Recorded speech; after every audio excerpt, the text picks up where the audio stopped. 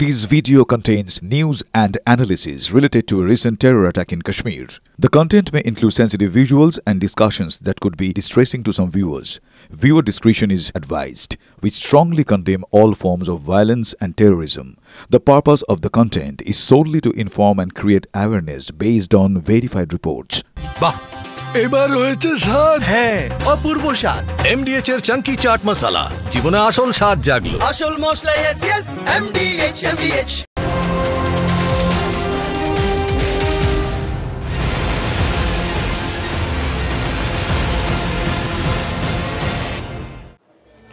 নমস্কার ফুল এন্ড ফাইনালের এই পর্বে আপনাদের সঙ্গে আমি মঞ্জিরা আমার সঙ্গে দীপও রয়েছে আর দীপ এই মুহূর্তে পেহেলগাঁও হামলার তদন্তে চাঞ্চল্যকর তথ্য পাচ্ছি আমরা হামলার জড়িত জঙ্গিদের সেনা প্রশিক্ষণ দেওয়া হয়েছিল জঙ্গিদের পাক এসএসজি কমান্ডোদের মতো প্রশিক্ষণ দেওয়া হয় বলে খবর পাওয়া যাচ্ছে এখনো কাশ্মীরে লুকিয়ে নাকি 15 থেকে 20 জন লস্কর কমান্ডার ভারতীয় সেনাবাহিনীর উপর বড় আঘাত করাই ছিল আইএসআই এর লক্ষ্য এর আগেও 3টি হামলায় পাক এসএসজি কমান্ডোদের যোগ পাওয়া গেছে আরো একবার আপনাদের জানাই এই মুহূর্তে সবথেকে বড় খবর হামলায় জড়িত জঙ্গিদের সেনা প্রশিক্ষণ দেওয়া হয়েছিল আর সেই প্রশিক্ষণ ছিল এসএসজি পাক এসএসজি কমান্ডোদের মতো প্রশিক্ষণ এখনো কাশ্মীরে লুকিয়ে 15 থেকে 20 জন লস্কর কমান্ডার ভারতীয় সেনাবাহিনীর উপর বড় আঘাত করাই ছিল আইএসআই এর লক্ষ্য এর আগেও 3টি হামলায় পাক এসএসজি কমান্ডোদের যোগ পাওয়া গেছিল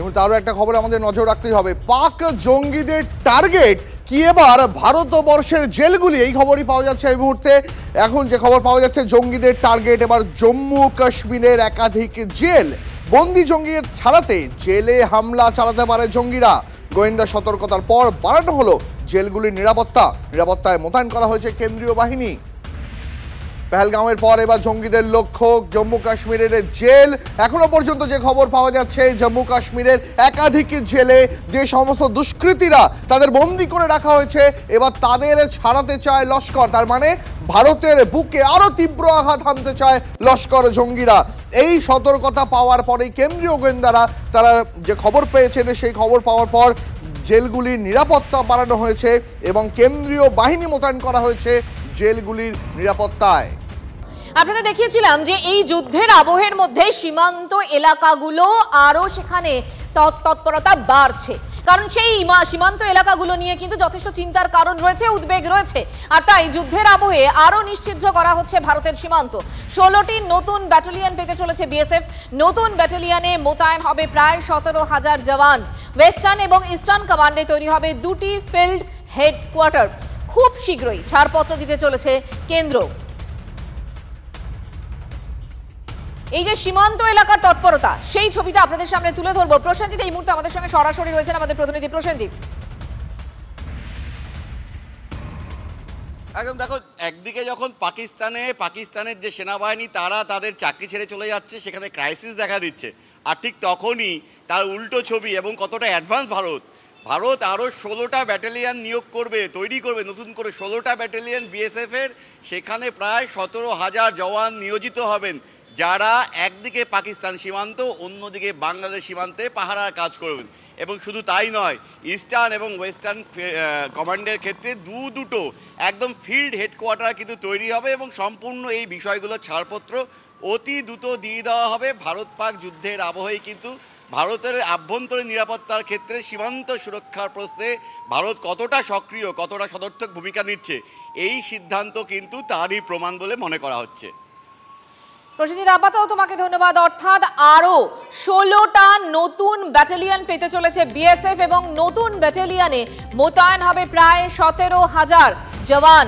ওয়েস্টার্ন এবং ইস্টার্ন কমান্ডে তৈরি হবে 2টি ফিল্ড হেডকোয়ার্টার খুব শীঘ্রই ছাড়পত্র দিতে চলেছে কেন্দ্র এই মুহূর্তে যুদ্ধের আবহ যেভাবে রয়েছে তাতে সীমান্ত এলাকা যেখানে এই সীমান্ত এলাকায় একটা বড় অংশ অরক্ষিত এবং সেখান থেকে খুব সহজেই ভারতে প্রবেশ করা যায় তাই সীমান্তের যে উদ্বেগ রয়েছে সেই উদ্বেগকে প্রশমিত করা এবং কন্ট্রোলে রাখার ক্ষেত্রে 16টি নতুন ব্যাটালিয়ন পেতে চলেছে বিএসএফ কেন্দ্রের তরফ থেকে নির্দেশ দেওয়া হয়েছে এবং অবশ্যই এটা খুব তাড়াতাড়ি দেখা যাবে বলে ছাড়পত্র পেতে চলেছে কেন্দ্রের কাছ থেকে এমনটাই খবর। দীপাঞ্জন চক্রবর্তী প্রাক্তন এনএসজি কর্তা আমাদের সঙ্গে রয়েছেন। দীপাঞ্জন বাবু, এই মুহূর্তে যে খবর পাচ্ছি আমরা যে 17,000 জওয়ান থাকবে, নতুন 16টা ব্যাটালিয়ন বিএসএফ পেতে চলেছে, এটা আমাদের জন্য কতটা সুখবর?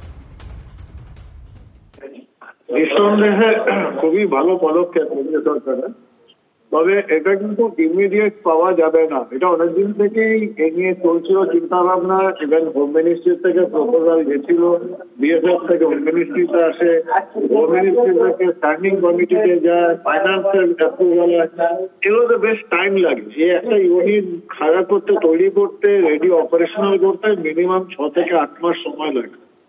তো ভালো পদক্ষেপ, নিঃসন্দেহে ভবিষ্যতের জন্য অনেক ভালো, বাট সময় লাগে 6 থেকে 8 মাস। দীপাঞ্জন বাবু, ধন্যবাদ আপনাকে। এই মুহূর্তে আরো একটা বড় খবর আমাদের নজর রাখতেই হবে। এই নিয়ে লাগাতার 3 দিন একটানা গুরুত্বপূর্ণ বৈঠক করে চলেছেন প্রধানমন্ত্রী নরেন্দ্র মোদী। আজ তিনি বৈঠক করলেন প্রতিরক্ষা সচিবের সঙ্গে। এর আগে টিভি9 বাংলা আপনাদের জানিয়েছিল, এর আগে বায়ুসেনার প্রধানের সঙ্গে বৈঠক করেছেন প্রধানমন্ত্রী, শনিবার নৌবাহিনী প্রধানের সঙ্গে বৈঠক করেছেন প্রধানমন্ত্রী মোদী, আর আজ বৈঠক করলেন প্রতিরক্ষা সচিবের সঙ্গে। সেই বৈঠকে কি নিয়ে আলোচনা হলো, কি নির্যাস বেরিয়ে এলো বৈঠক থেকে, পাকিস্তানের প্রতি কোনো বার্তা দেওয়ার কি কোনো সিদ্ধান্ত নেওয়া হলো, সেই সব খবরের দিকে নজর রাখবো। তবে তার আগে আরো একবার আপনাদের জানি রাখি, এই মুহূর্তের সব থেকে বড় খবর, এই নিয়ে লাগাতার 3 দিন একের পর এক গুরুত্বপূর্ণ বৈঠক প্রধানমন্ত্রী নরেন্দ্র মোদীর। প্রধানমন্ত্রী নরেন্দ্র মোদী এর আগে তিনি বৈঠক করেছেন নৌসেনা প্রধানের সঙ্গে, তিনি বৈঠক করেছেন বায়ুসেনা প্রধানের সঙ্গে, আর এবার প্রতিরক্ষা সচিবের সঙ্গে বৈঠক করলেন তিনি। নিশ্চয়ই আপনাদের মনে আছে, রাজনাথ সিং প্রতিরক্ষা মন্ত্রী আশ্বাস দিয়েছিলেন যে প্রধানমন্ত্রী মোদী তিনি ভারতের মানুষের পালস বোঝেন, তিনি সাহসিকতা দেখাতে পারেন, তাই ভারত যা চাইছে তাই খুব দ্রুত হবে। প্রধানমন্ত্রী মোদী কি সেই লক্ষ্যেই বৈঠক করলেন প্রতিরক্ষা সচিবের সঙ্গে? আরো বিস্তারিত জানতে কথা বলবো আমাদের সঙ্গে নয়াদিল্লি থেকে আমাদের সহকর্মী জ্যোতির্ময় রয়েছেন। জ্যোতির্ময়, আজকের এই বৈঠক থেকে এখনো পর্যন্ত প্রত্যাঘাতের কোনো খবর, কোনো ইঙ্গিত পাওয়া গেল কি?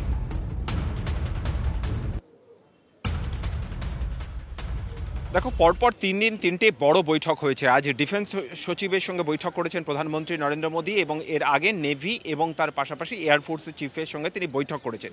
যে খবর আমরা পাচ্ছি যে এর আগেই স্বয়ং প্রধানমন্ত্রী নরেন্দ্র মোদী বলে দিয়েছেন যে কবে, কখন, কোন জায়গায় প্রত্যাঘাত করা হবে তার চূড়ান্ত সিদ্ধান্ত সেনাবাহিনী নেবে।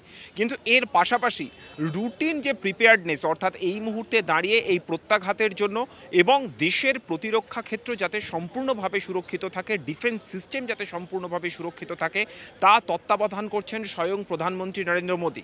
এবং সেক্ষেত্রে দাঁড়িয়ে এই 3 বাহিনীর যুদ্ধ প্রস্তুতি ঠিক কোন পর্যায়ে রয়েছে তার লাগাতার রিপোর্ট তিনি নিচ্ছেন। এবং এই যে বৈঠকগুলি আমরা পরপর দেখছি, এই বৈঠকগুলি কিন্তু আদতে সেই প্রস্তুতির পরিকাঠামোর যে বিবেচনা বা যে মূল্যায়ন, তারই পার্ট হিসেবে কিন্তু এই বৈঠকগুলি হচ্ছে। স্বাভাবিকভাবেই এই বৈঠক থেকে কি নির্যাস বেরিয়ে আসছে তা স্ট্র্যাটেজিক কারণেই কোনোভাবে প্রকাশ করা হচ্ছে না। তবে যে খবর আমরা পাচ্ছি, এই ধরনের বৈঠক এখন লাগাতার হবে এবং কবে, কখন, কোন সময় প্রত্যাঘাত করা হবে সে কথা আগে যেমনটা ঘোষণা করা হয়েছে তার চূড়ান্ত সিদ্ধান্ত নেবে সেনাবাহিনী। বেশ, অনেক ধন্যবাদ তোমাকে জ্যোতির্ময়, অনেক ধন্যবাদ। পরপর বৈঠক এবং যেভাবে তৎপরতা বাড়ছে, তাতে কি তাহলে প্রত্যাঘাত শুধুমাত্র সময়ের অপেক্ষা? এই প্রশ্নটা উঠছেই।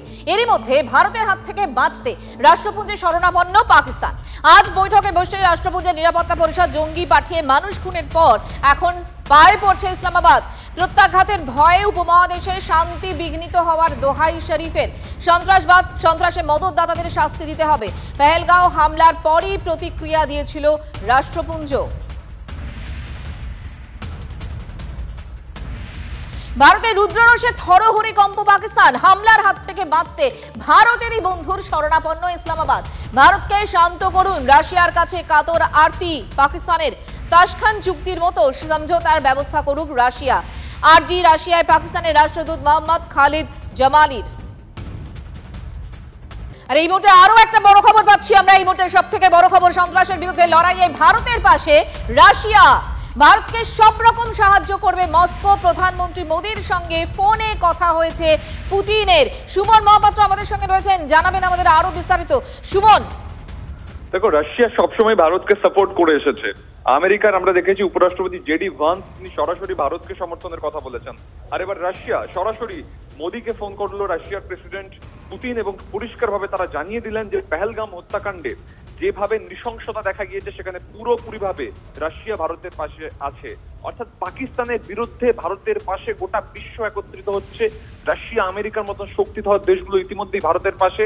এবার রাশিয়ার প্রেসিডেন্ট যেভাবে জানিয়ে দিলেন যে সামগ্রিকভাবে সবটা দিয়ে তারা ভারতের পাশে দাঁড়াতে প্রস্তুত, সন্ত্রাসবাদের বিরুদ্ধে কোথাও কিন্তু পাকিস্তান গোটা বিশ্বের কাছে কোণঠাসা হচ্ছে। সামান্য একটা যুদ্ধ পরিকাঠামো সহ দেশ, তার বিরুদ্ধে ভারত এবং ভারতের পাশে গোটা বিশ্ব।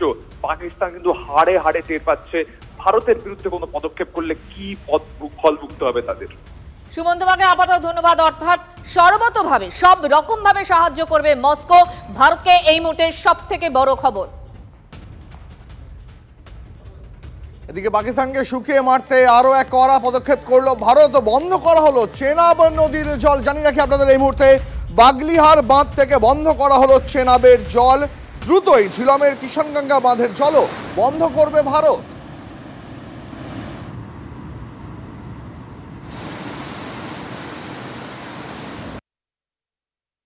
चिनाब दरिया के अंदर हम मौजूद हैं। तस्वीरों में आप देखिए कि अब आपको बड़े बड़े पत्थर दिखेंगे, यहाँ पे मिट्टी दिखेगी और यहाँ पे पूरी तरीके से सूखा दिखेगा।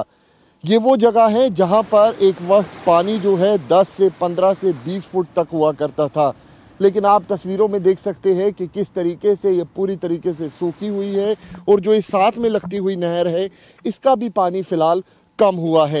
ये साफ जाहिर है कि किस तरीके से भारत ने पाकिस्तान पर वाटर स्ट्राइक की है। ये दिखाता है कि किस तरीके से अब पाकिस्तान जो है वो बूंद बूंद के लिए तरसेगा। हाँ, ये तो बड़ी चौंकाने वाली बात है, लेकिन जो हरकत यहाँ पे पाकिस्तान ने करी है, जिस तरीके से उसके लिए पानी चाहे बढ़ जाए चाहे कम हो जाए, केंद्र सरकार का जो भी फैसला होगा हम केंद्र सरकार के साथ हैं। पहले जो नॉर्मल पानी रहता है, जो ये सामने दिख रहा है आपको एरिया, सामने तो जी बांध तक पानी का लेवल हमेशा यहाँ पे रहता है। ये तो इतिहास में पहली बार हमने देखा कि इतना ज्यादा पानी कम होना। चुनाव हम खुद अचरज में है कि एकदम से एक स्ट्राइक ही हो गई, सर्जिकल स्ट्राइक ही हो गई कि मोदी साहब ने बहुत ही बढ़िया फैसला लिया। हम इससे काफी सहमत है। इससे खुश है आप लोग? हाँ जी खुश है, बहुत खुश है जी। देख रहा था कि इतना टाइम हो गया, मैं 20-25 साल की उम्र हो गई है, अभी तक यहाँ पानी रहता ही रहता था। आज पहली बार मैं देख रहा हूँ कि पूरा सूखा पड़ा है और यहाँ पे चलने का देख रहा हूँ, इसलिए मैं सेल्फी ले रहा हूँ कि ये याद रह जाएगी कभी कभी किसी मोदी साहब ने एक काम करके दिखाया है। गाँव वालों का कहना है कि हम भारत सरकार के साथ खड़े हैं, सेना के साथ खड़े हैं और BSF के साथ खड़े हैं। कैमरा पर्सन अनुदीप शर्मा के साथ अंकित भट्ट, TV9 भारतवर्ष के लिए। ভারতের স্ট্রাইকের পরই তো তীব্র জল সংকটে পাকিস্তান। করাচিতে নেই পানীয় জল, প্রতিদিন 550 মিলিয়ন পানীয় জলের ঘাটতি করাচিতে। রাওয়ালপিন্ডিতে জল নিয়ে জরুরি পরিস্থিতি ঘোষণা। 2040-এর মধ্যে পাকিস্তানে শেষ হয়ে যেতে পারে জল, রিপোর্ট PCRWR এর। ভারতের স্ট্রাইকের পরে তীব্র জল সংকটে এই মুহূর্তে পাকিস্তান। করাচিতে পানীয় জলের সংকট, প্রতিদিন 550 মিলিয়ন পানীয় জলের ঘাটতি করাচিতে। রাওয়ালপিন্ডিতে জল নিয়ে জরুরি পরিস্থিতি ঘোষণা করা হয়েছে। 2040-এর মধ্যে পাকিস্তানে শেষ হয়ে যেতে পারে জল, রিপোর্ট PCRWR এর। লজ্জা নেই পাকিস্তানের, ভারতে তাদের বাণিজ্য বন্ধ করে দেওয়া হয়েছে, তারপরেও যে কোনো উপায়ে ভারতে বাণিজ্য করতে ইসলামাবাদ একেবারে প্রস্তুত হয়ে রয়েছে। তারা চাইছে তৃতীয় কোনো দেশের মাধ্যমে পণ্য পাঠাতে। প্রায় 500 মিলিয়ন মার্কিন ডলারের পণ্য নিয়ে এই মুহূর্তে ফাঁপড়ে পড়েছে পাকিস্তান, আর তাই তারা চাইছে যে কোনোভাবে তৃতীয় কোনো দেশের মাধ্যমে হলেও ভারতে পণ্য পাঠাতে। আরো বিস্তারিত কথা বলবো, এই নিয়ে জানবো আমাদের ডিফেন্স করেসপন্ডেন্ট সায়ন্ত আমাদের সঙ্গে রয়েছেন। সায়ন্ত, পাকিস্তান কি বিকল্প পথের কথা ভাবছে? দেখো দীপ, তোমাকে বলে রাখি, নির্লজ্জতার চরম পর্যায়ে পৌঁছেছে এবং পাকিস্তান যেন তেন প্রকারে নিজেদের পণ্য ভারতে প্রবেশ করাতে চাইছে। সেই কারণে তৃতীয় দেশের পা ধরেছে যাতে তারা যেন ভারতে তাদের মাধ্যমে ভারতে পাকিস্তানের পণ্য ঢোকানো হয়। স্বাভাবিকভাবেই director general of foreign trade বিষয়টি নিয়ে সতর্কতা জারি করেছে। প্রায় 500 মিলিয়ন ডলারের যে পণ্য রয়েছে সেই পণ্য কিন্তু এখন পাকিস্তানে রয়ে গিয়েছে, যেটা ভারত ঢোকাতেই চাইছে তারা, কিন্তু কোনোভাবেই সেটা ভারতে প্রবেশ করাতে পারছে না, কারণ ভারত নিষিদ্ধ করেছে পাকিস্তানের পণ্য। স্বাভাবিকভাবেই বিপাকে পড়েছে জল, খাদ্য, ওষুধ, সবকিছুতেই তারা এখন ভারতের কৌশলের কাছে নতজানু হয়েছে। এই অবস্থায় দাঁড়িয়ে নির্লজ্জতার যে চরম পর্যায়ে পৌঁছে এবার তারা তৃতীয় পক্ষ অর্থাৎ তৃতীয় কোনো দেশকে ধরেছে যাতে ভারতে পণ্য প্রবেশ করানো যায়। স্বাভাবিকভাবেই ভারত সেদিকে সতর্ক রয়েছে এবং কোনো দেশকেই পাক পণ্য বা পাক স্ট্যাম্প লাগানো কোনো পণ্য ঢুকতে দেবে না, এ ব্যাপারে সতর্ক জারি করা হয়েছে। সায়ন্ত, অনেক ধন্যবাদ তোমাকে। এদিকে বালুচিস্তান পাকিস্তানের হাতছাড়া হওয়া শুধুমাত্র সময়ের অপেক্ষা। জ্বালিয়ে দেওয়া হলো একাধিক ট্রাক। সম্পূর্ণ অবরুদ্ধ বালুচিস্তানের রাজধানী, ঢুকতে পারছে না পাক সেনা। প্রত্যেককে তল্লাশি করে এলাকায় প্রবেশের অনুমতি দিচ্ছে বিএলএ। দেখুন সেই ছবি আপনাদেরকে এক্সক্লুসিভলি দেখাচ্ছি, যেখানে জ্বালিয়ে দেওয়া হচ্ছে একাধিক ট্রাক। সম্পূর্ণ অবরুদ্ধ বালুচিস্তানের রাজধানী, ঢুকতে পারছে না পাক সেনা। প্রত্যেককে তল্লাশি করে এলাকায় প্রবেশের অনুমতি দিচ্ছে বিএলএ।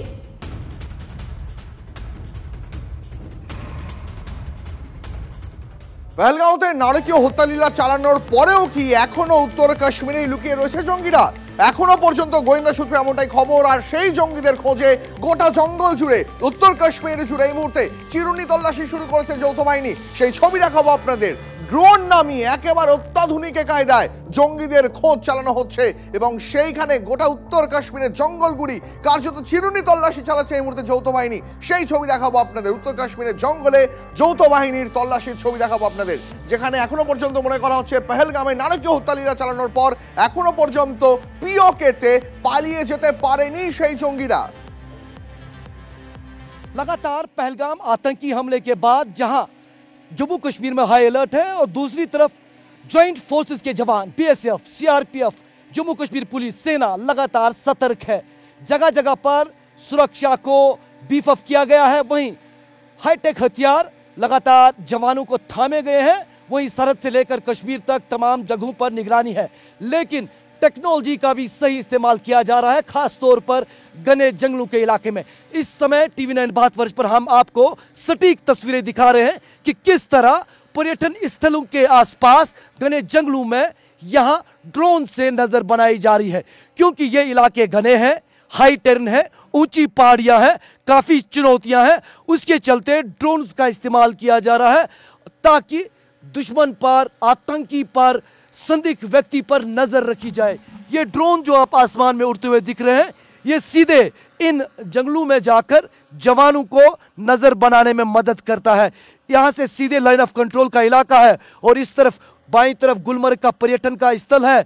आगे बूटापत्री का इलाका है जहां कुछ समय पहले भारतीय सेना पर आतंकियों की तरफ से हमला किया गया था। ये ड्रोन खासतौर पर इन इलाकों में जवानों को यह स्पष्ट करता है कि आखिर आगे क्या मूवमेंट है और किस तरह वो आगे बढ़ सकते हैं। और लगातार इन चुनौती भरे टेरेन्स पर हाईटेक जो गैजेट्स है, खासतौर पर जो ड्रोन्स है, उनकी मदद ली जा सकती है। फिलहाल जम्मू कश्मीर में आतंक पर प्रहार और दूसरी तरफ सुरक्षा चाक चौबंद। कैमरा पर्सन सैयद मुर्तजा के साथ इरफान कुरैशी, TV9 भारतवर्ष, नॉर्थ कश्मीर। কাশ্মীরের খবরে তো আমাদের নজর থাকবে, তবে এর পাশাপাশি এই মুহূর্তে আরো একটা বড় ব্রেকিং নিউজ আমাদের নজর রাখতে হবে। মুখ্যমন্ত্রী মমতা বন্দ্যোপাধ্যায় মুর্শিদাবাদ সফরে গিয়ে নাম না করে নিশানা করলেন কার্তিক মহারাজকে। বললেন, সেবাশ্রমের সন্ন্যাসীদের কুকীর্তির কথা আমি জানি, আমার এত দুর্বল ভাবার কোনো কারণ নেই। বেলডাঙ্গা, সুতি, ধুলিয়ানের মানুষকে তিনি প্ররোচনা দেন। ওয়াকফ আন্দোলনের সময় 48 ঘন্টা আলো বন্ধ রেখেছিলেন। অন্ধকার করে কি লুকাতে চেয়েছিলেন, প্রশ্ন মুখ্যমন্ত্রীর। এখানে কোনো একটা সেবাশ্রম আছে, আপনারা জানেন তিনি কি করেন, তার কি কীর্তি, তার কি কুকীর্তি, তিনি কিভাবে মানুষকে প্রভোগ করে। বেলডাঙ্গা থেকে শুরু করে একেবারে সুতি, ধুলিয়ান সব, আমি কিন্তু প্রত্যেকটা কাজ জানি। আমাকে এত দুর্বল ভাবার কোনো কারণ নেই। এমন করি মাঝে মাঝে রাতে লাইট নিভিয়ে দেন। যখন ওয়াকআপ নিয়ে আন্দোলন হচ্ছিল আমি শুনলাম 48 ঘন্টা লাইট নিভিয়ে রেখেছিলেন। উনি এটা করতে পারেন না, ইটস এ ক্রিমিনাল অফেন্স। অন্ধকার করে দিলে, অন্ধকার করছেন কেন? মুখটাকে ঢুকিয়ে রাখবেন বলে, মুখটাকে লুকিয়ে রাখবেন বলে। অন্ধকার করা যায় না। যদি কোনো কুৎসিত ঘটনা ঘটে সেটা সিসিটিভিতে ওঠে। আপনারা কি লুকাতে চেয়েছিলেন? আমি পরিষ্কার পুলিশকে বলেছি, সিআই অফিস ওখান থেকে পাশে সরিয়ে নেবে। উনি তো সেন্ট্রাল প্রোটেকশনে আছেন, থাকুন, ভালো থাকুন, আমার কোনো আপত্তি নেই, আমি কারো ক্ষতি চাই না।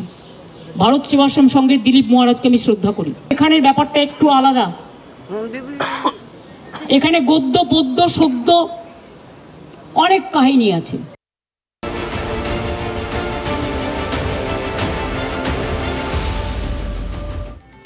যুদ্ধের আবহে রাজ্যেও কি জরুরি যুদ্ধ, এই খবরে এবার আসতে হচ্ছে, কারণ মুর্শিদাবাদে ওয়াকফ অশান্তি নিয়ে কেন্দ্রীয় স্বরাষ্ট্রমন্ত্রকে করা রিপোর্ট রাজ্যপালের। পরিস্থিতি খারাপের দিকে গেলে রাষ্ট্রপতি শাসনের সুপারিশের ইঙ্গিত।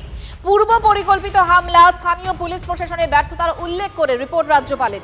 ধর্মীয় পরিচয় জেনে রাজনৈতিক হিংসা হয়েছে, রাজ্যের শাসন ব্যবস্থা ভেঙে পড়লে হস্তক্ষেপ করুক কেন্দ্র, সুপারিশ রাজ্যপালের। এলাকায় স্থায়ীভাবে কেন্দ্রীয় বাহিনী মোতায়েনের সুপারিশ আনন্দ বোসের।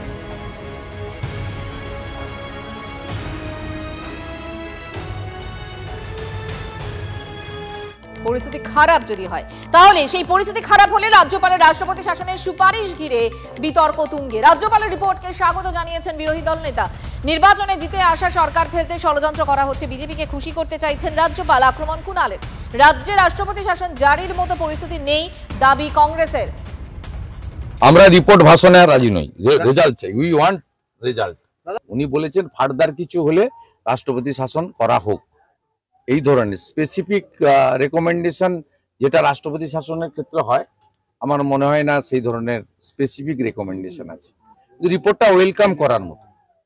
মাননীয় রাজ্যপাল মহোদয় গ্রাউন্ডে গেছিলেন, তিনি যা দেখেছেন করেছেন, এই রিপোর্টকে এক কথায় পশ্চিমবঙ্গে শান্তিকামী গণতন্ত্র প্রিয় মানুষ তারা ওয়েলকাম করতে পারে, আমিও তার মধ্যে একজন।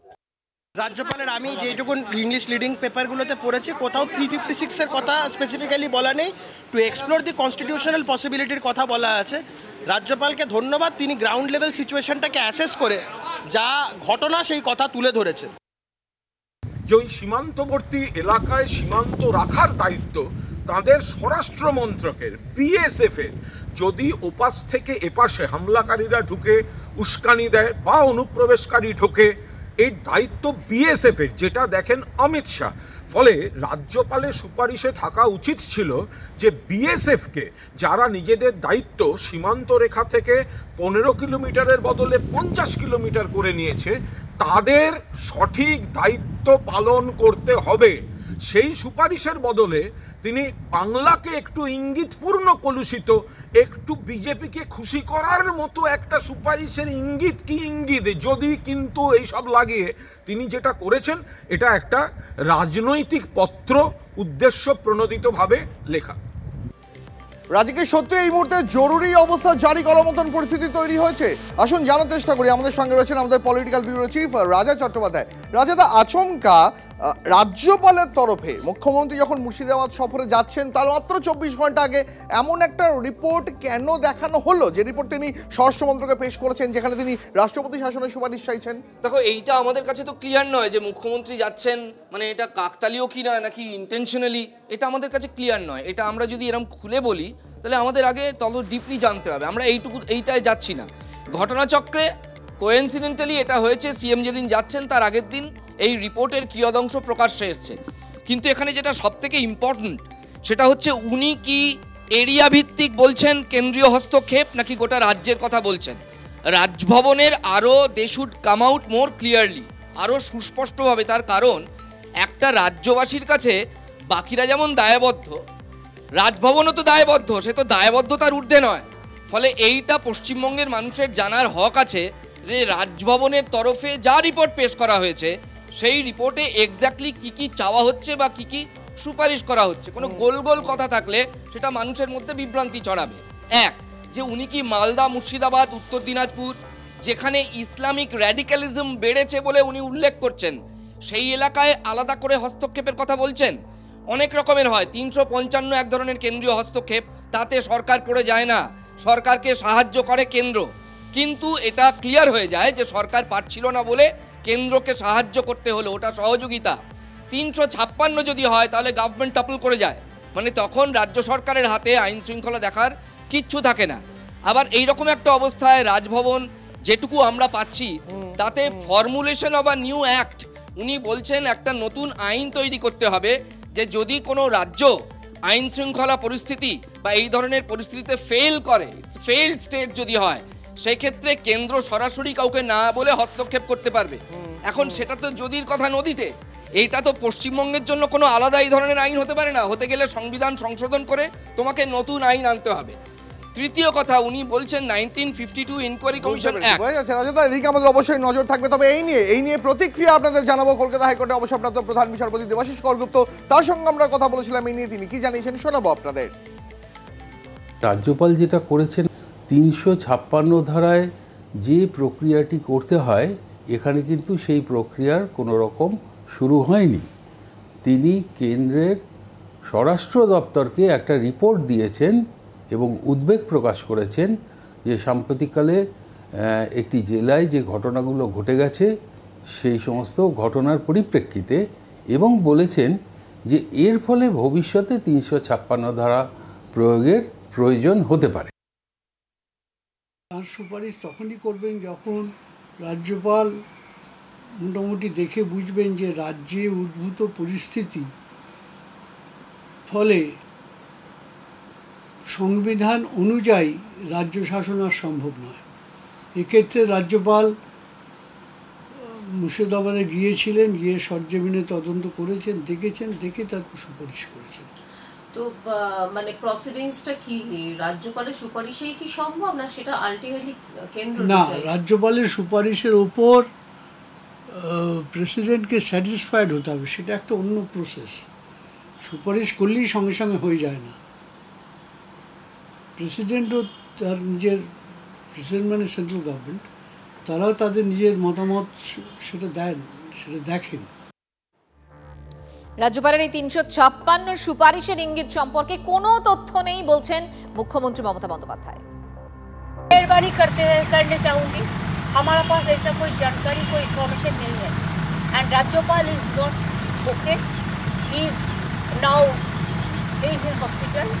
Late we pray to God for his speedy recovery, nothing else. MDH Chana Masala, এখন ছোলা হোক বা বরবটি দানা, সাদা চানা হোক বা কালো, সব রান্নাই হবে অসাধারণ।